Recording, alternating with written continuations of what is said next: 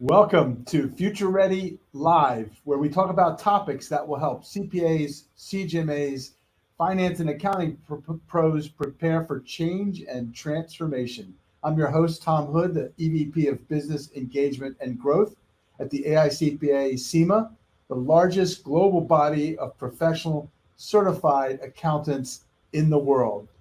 Today, we're going to be talking about the future of finance leading in the age of Gen AI. Joining me is Pascal Finette for his third time on this show, and we're honored to have him back again. Over nearly 3 decades in the tech space, Pascal has accrued all the experience you'd want in a high-level strategic advisor. He started on the net before there was a web browser, learned his way through founding a series of technology startups, launched a consulting firm to support entrepreneurs in scaling their own, and built a portfolio investing in early-stage tech companies. He also held leadership positions at era-defining powerhouses like Google, eBay, and Mozilla. And he was the faculty chair for entrepreneurship and open innovation at Singularity University. He's worn many hats and knows what needs to go on in the brain under each of them to lead effectively. What makes Pascal truly one of a kind, however, is his ability to translate all this experience into teachable insights, principles, and practices.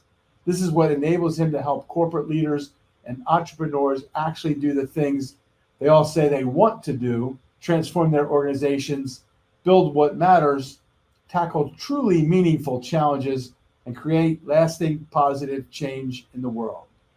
Pascal brings refreshing honesty and a zero tolerance for bullshit to the buzzy intersection of technology, global impact, and culture, where he's established himself as a sought-after speaker, uniquely perceptive communicator of hard truths and creative provocations. He's also a best-selling author of the book Disrupt Disruption, and I was one of the first to buy that as he introduced it to our Future of Finance last year at our summit. So with that, Pascal, welcome back on the show. Tom, thank you so much for having me. And what an amazing topic we want to talk about today. Exactly. It's just like catapulted to the top of our Future of Finance group, who you've met them all. And in fact, our last meeting, which was actually last week, it literally moved up to the second most important issue behind digital transformation, which was actually down around number 4. So both those issues popped to 1 and 2 out of like nowhere. It's just crazy. So with that, let's talk about this Gen AI phenomena. And first we had COVID-19 accelerator that many said speeded up most trends by 5 years. Now we have Gen AI. And so what's the impact of all this? Are we in another acceleration, another industrial area? What's your take on all this? Well, first of all, I'm not surprised that it is number 2 on your list. I would actually make the argument that AI and generative AI specifically and digital transformation are now one thing anyway. Yeah. So I would say that you can like lump them together, and then you're very clearly at number 1.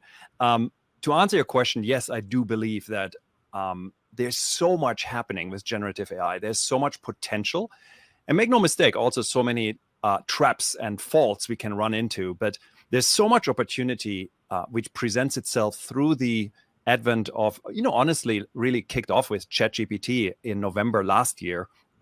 And, now fast forward a year on, and the world truly feels and is a very different one. So lots to unpack here. But very briefly, yes, absolutely. I do think that this is not just a shift, it's a fundamental leap into a new world. And, they will be winners and losers, no question. Yeah. So effectively, and I've heard a couple of people mention this now, we're actually going into the 5th industrial revolution potentially. Maybe. I don't know. I mean, the one thing I do know is that generative AI, particularly, and because it is so universally useful particularly now with the newer versions we see with multimodal AI, which is now able to look at pictures and images and analyze data and text documents. It will just touch so many different parts of our businesses that I do think that the shift is very fundamental. Yeah. And the interesting thing is, from what we're hearing with our group, they are in the driver's seat. In fact, the CEO is calling on the CFO to help not only just understand what it does inside the business and what the CFO should be doing with it, but for them to help advising on their product set or some of the things they're investing in, which quite frankly shocked me, but they all seem to be saying that's what they're being called to do. Yeah, and I think if you take a step back, it doesn't surprise me all too much, because one of the challenges you have with generative AI is really around the boundary conditions of using it, right? So anything from many companies ban the use of ChatGPT, the public version, for good reasons, because the data you enter into ChatGPT, so the data I feed it into, is used to train the model. So it might surface for another customer. So there's clear privacy and confidentiality challenges. And the same goes for the fact that generative AI, at the very essence of it, is not about getting things right or wrong, but just by the way it works, it's telling you a more or less likely response, right? So there's this interesting challenge of, you don't actually have a binary response. You don't know if what you get is actually true. So all that being said, I'm actually not too surprised that as a CEO, I go to my finance person who's very well versed in figuring out these boundary conditions, making sense of data and the world and the truth of the world.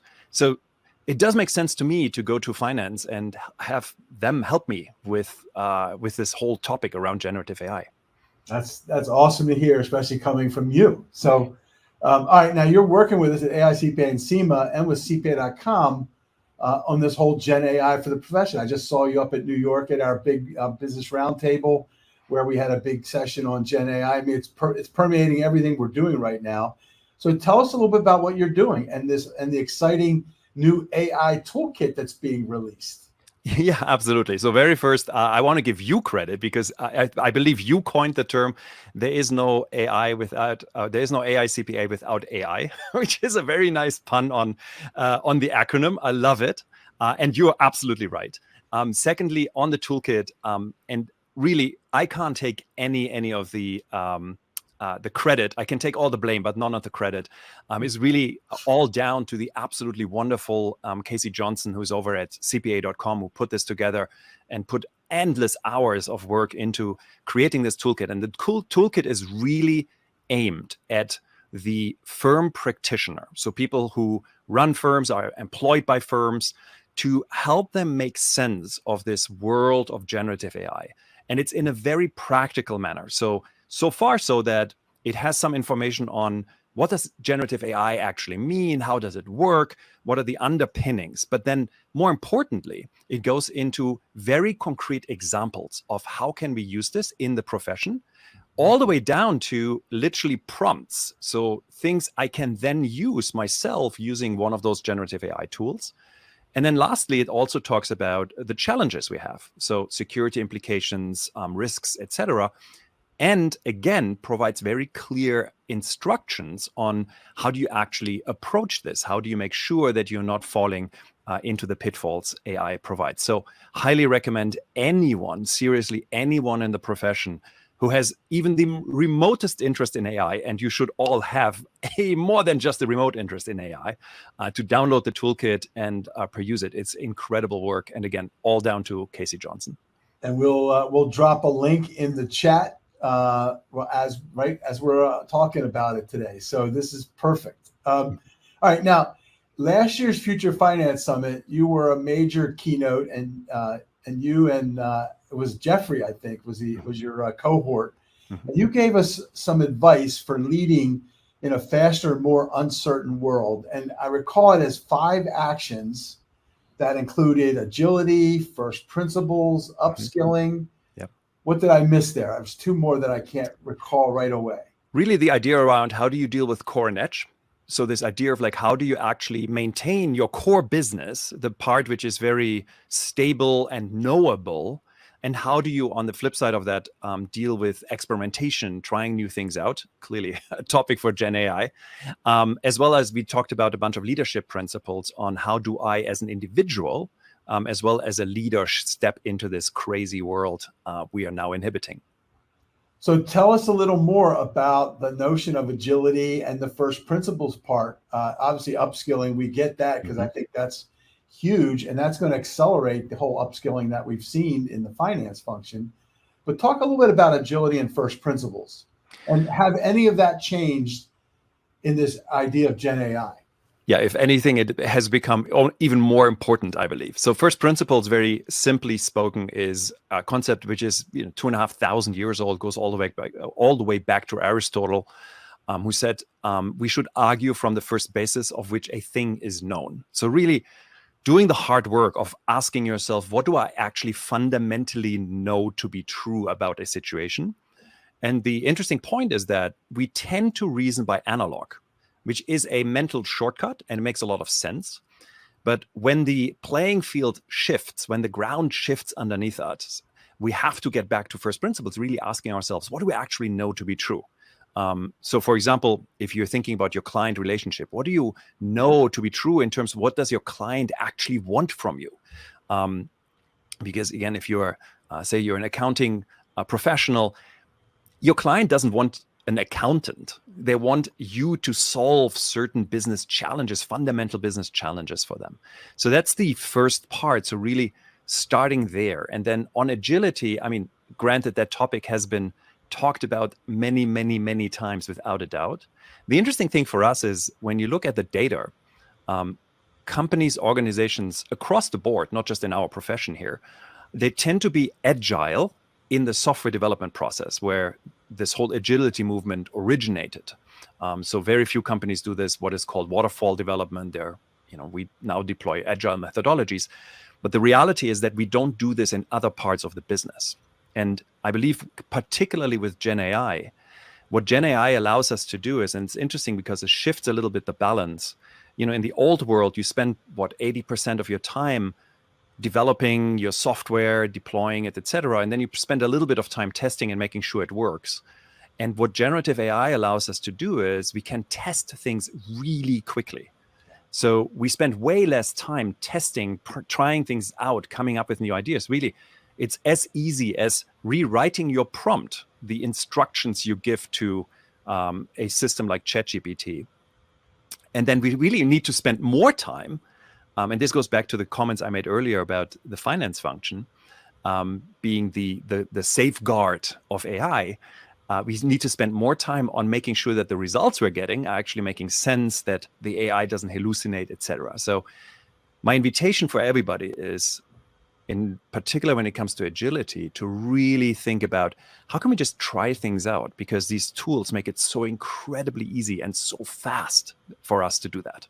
Yeah, and then the key that we're seeing for our finance group is that they just need to get their own instance of ChatGPT or Copilot, or you name the system, so that they've got the security of knowing that it's not out in the public domain. Correct. But other than that, you're right. It is about trying stuff, and we're seeing more and more of these finance teams beginning to adopt it. And in fact, the meeting before this last meeting, where this Gen AI shot up to number effectively 1 and 2 with transformation around it, 44% of our group said they were already very familiar with Gen AI. So I mean, just for finance to get this familiar this fast, think about it. I mean, that was probably in August or even July. So that was 7 months or 8 months after it just got announced. That's remarkable. I agree. And I think the reason for that is because it's so incredibly accessible. Yeah. I mean, face it, like all you need to do is you need to go on the App Store on your Android or iOS device and download it, or go to the website and, set up an account and use it.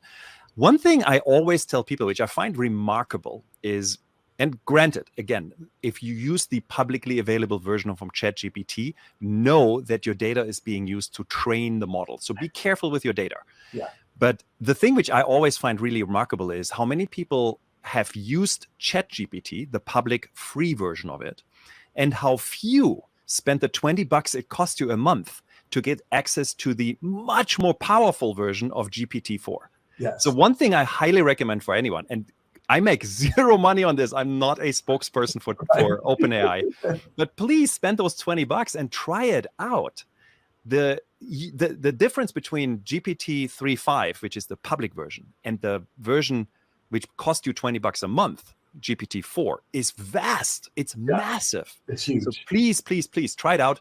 Use it with, and then try it out with data which is not crucial and critical, please. Yeah. So be aware of that. Totally with you on that, Pascal. And I was one of those early adopters that spent my $20 right away. And it's a game changer. It really is. It's super, super powerful. So it is exciting and it is fascinating. I got to share this one other part that happened, because in this when we were questioning them about ChatGPT, again, this is in August.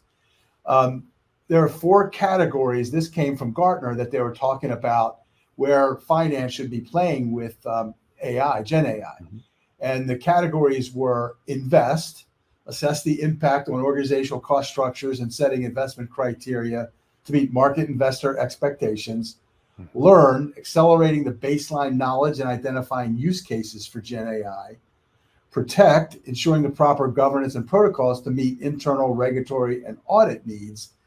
And then test, defining and assessing capabilities and skills for AI. They leave this to their CTO usually. But in that group, what do you think was number 1 there? That's a really good question. I don't know. Tell me. I would have bet a lot that it would have been all about protect and very little in invest and learn. And yet invest and learn were the top 2 categories, with protect a distant third. And then test, that was the one that, they didn't sign on that one because that's for their CTO. But I found that remarkable in that notion. Yeah, that's amazing. And I think it shows you, I think the other thing with Gen AI is because the media maelstrom is so loud that I do believe that you need to live under a rock to not sit there and say, oh my God, we need to figure this out. I think way more so than the craziness we had around earlier tech hype cycles, the blockchain and crypto and cloud and what have you. I think they played out either slower, if you think about cloud, for example, or they played out in a much less practical manner. Blockchain is a good example where I think to this day, people are still scratching their head really and saying like, what does it really do for me? Right. Whereas with Gen AI, it is so obvious that there's so many different use cases where it's actually really, really good and really helpful right out of the gate. And then just think about what these systems will be able to do, a year, 2 years, 3 years from now. Yeah, I think you're right. It's kind of blown right through the Gartner hype cycle. And you're right. I think blockchain has stayed on the top of the bottom of the trough of disillusionment for quite a while. Yeah. So, but I do think when you combine blockchain with Gen AI, that's going to be a game changer and could impact finance probably sooner than we think. Yeah, absolutely. I think we will see rather interesting use cases where people are doing stuff in the Web3 space, combining this with AI. I actually believe like we're now in a phase where, for better or worse, and it's kind of like a typical like tech cycle where we'll start sprinkling the AI pixie dust onto everything. Yeah. And you will see in some cases it will be incredibly useful. In some cases it will be mildly useful. So for example, like using ChatGPT to write emails it's useful. It's not like blowing my mind or crazy. And in some cases it will just not be useful at all. But we're in this interesting shaking stuff out phase. It's early. It's definitely first innings. For sure. It's and it's kind of exciting because it is making, lots of people think about new ways of using it, which I love the fact that we're doing that. Talk a little bit about the AI symposium that you're going to be facilitating for us in January. Yeah. So in January, we're really thinking about the idea about like not only where are we with Gen AI and what does it mean for the profession, but really like digging much deeper into what are the implications. And particularly, I'm really interested in this question around what do we actually need to do now, and what do we need to prepare ourselves for in 6 months, 12 months, 18 months down the line, which I do think is the big question mark still people have, which is, everybody plays around with it. Very few people have actually deployed it in production for good reasons. And I think we're still stuck a little bit in this mode. And, I'd be very curious to co-create with the symposium participants on like, what does it actually mean? How do we move through this? That will be super good. And we're going to have a couple people from our Future Finance, I think, on the panel there with you, Pascal, which will be very exciting. So I want to close with your sage advice to our Future Finance folks. What else should they be doing or thinking, or what advice do you have for them to keep up in this crazy fast-paced world? Yeah. So first of all, I think, again, like you need to get your hands dirty with this stuff. You need to actually play around with it. And my best advice on playing around with it is the lowest barrier to entry is the $20 using ChatGPT in the GPT form version, so the paid for version. With a caveat, don't use it on your real world data, don't upload sensitive information to it. But still, even if you use it with abstract data or clean data or demo data, it'll still give you a very good sense of what is possible, and also what's where does it get wrong. I just give you a very simple example. I was just playing around with GPT-4V, the vision model. I uploaded a recent receipt and asked it to identify the transportation cost on that receipt. So this was like a hotel receipt. It had transportation cost on it. It remarkably found the 2 line items which were transportation related, and unremarkably, it actually took the wrong amounts and added them up. So be careful. So really try things out, like play around with stuff. And then the other thing I just recommend is there's really good news sources out these days. I think you need to plug into a little bit of like what's actually going on, keeping a pulse on it, and go to your favorite news site or blog or newsletter which talks about AI, just to keep an eye on what's actually happening, and talk to your vendors, because every vendor is of course currently thinking about or already deploying AI. So talk to them about what they're up to, what they're seeing, what works, what doesn't work, etc. Yep, that makes total sense. And I know we have 2 of our Future Finance folks that are worth following on LinkedIn, Glenn Hopper and Don Tomoff, and then Jason Statz, who I think is going to be at that summit. Casey Johnson, I would include her. You'll love it. She has a quote that she uses by you all the time that is, agility trumps ability. Yeah. And it's pretty catchy and everyone loves it. And it's so true, because in that last year when you said this stuff, finance was like the least agile, I think, from all the state of agile report. So we got our work cut out for us from that standpoint. It seems to be changing though, right? As we just discussed. So that's good. I mean, agility has been one of the top 5 skills, right? So we've seen that start to move its way up in the kind of vernacular of the CFO, so to speak. So with that, I just have to say thank you again, Pascal, for coming back and being with us. You're full. This is always great stuff here. We're going to end up writing a blog post about all this. But for more from Pascal, follow him on LinkedIn, Pascal Finette, Finette. Visit his website, beradical.group. Follow him on Twitter at pfinette, Finette, and buy his new book, Disruption. It's got a lot of this stuff in it and help you figure all this stuff out. So with that, thank you for joining me, and don't miss our other Future Ready Live sessions back here on LinkedIn the 1st and 3rd Tuesday of each month at noon Eastern. See you then. Thanks again, Pascal. Thank you so much for having me.